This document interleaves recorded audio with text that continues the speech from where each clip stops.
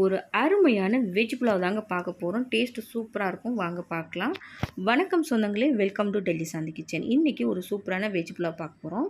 அதுக்கு கருப்பு கிஸ்மிஸ் பழம் எடுத்து வச்சுருக்கேன், முந்திரி புட்டு வச்சுருக்கேன், ஒரே ஒரு கேரட் நறுக்கி வச்சுருக்கேன், பச்சை மிளகாய், வெங்காயம், அப்புறம் இஞ்சி பூண்டு பேஸ்ட்டு, சாதம் ரெடியாக இருக்குங்க.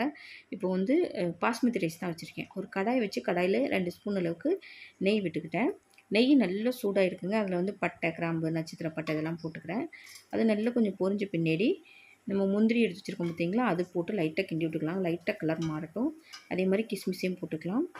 இது ரெண்டும் நல்லா கொஞ்சம் கலர் மாறின பின்னாடி நறுக்கி வச்சுருக்க வெங்காயம், பச்சை மிளகா போட்டுக்கலாங்க. இந்த பச்சை மிளகா தாங்க இந்த சாதத்துக்கே காரம். அதனால் உங்களுக்கு எவ்வளோ காரம் தேவையோ அதுக்கு தகுந்த மாதிரி பச்சை மிளகா போட்டுக்கோங்க. காரம் நல்லா சாப்பிட்றவங்களா இருந்தால் கொஞ்சம் பச்சை மிளகா ஜாஸ்தி போட்டுக்கோங்க. காரம் வேண்டான்னா 2 1 போட்டுக்கோங்க. அந்தளவுக்கு மாதிரி போட்டுக்கலாம்.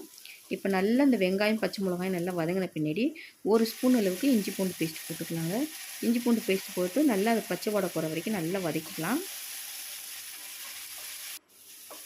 நல்லா வதங்கிடுச்சு பாருங்கள். இப்போ நறுக்கி வச்சுருக்க கேரட்டை போட்டுக்கலாங்க. கேரட்டை போட்டு நல்லா வதக்கி விட்டுட்டு மூடி விட்டுடலாம். இந்த கேரட்டு, வெங்காயம் இதுக்கு மட்டும் லைட்டாக உப்பு போட்டுக்கலாம். சாதம் கிளறும் போது அப்புறம் தனியாக லாஸ்ட்டாக உப்பு போட்டுக்கலாங்க. இப்போ இதுக்கு மட்டும் கொஞ்சமாக உப்பு போட்டுக்கிறேன். போட்டு நல்லா கிண்டி விட்டுட்டு சிம்மில் வச்சு மூடி விட்டுடலாங்க. இந்த கேரட்டு வேகணும் லைட்டாக.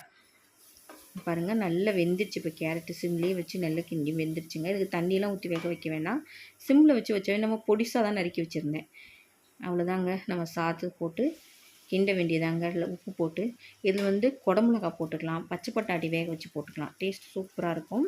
இப்போ கேரட்டு மட்டும் இருந்தது போட்டுக்கிறேன். உங்கள்கிட்ட குடமிளகா, பச்சை பட்டாணி இருந்ததுன்னா போட்டு செய்யுங்க. சூப்பராக இருக்கும், கலர்ஃபுல்லாக இருக்கும். பசங்களுக்கு லஞ்ச் பாக்ஸை கொடுத்து விட்றதுக்கு, டிஃபன் பாக்ஸ் கொடுத்து விட்றதுக்குலாம் சூப்பராக இருக்குங்க, நல்லாயிருக்கும்.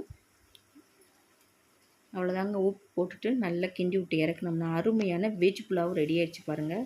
டேஸ்ட்டு டிஃப்ரெண்ட்டாக அந்த பாஸ்மதி ரைஸ் வாசத்துக்கும் அந்த நெய் போட்டிருக்கோம், கேரட்டு, முந்திரி, கிஸ்மிஸ்லாம் போட்டிருக்கோம்.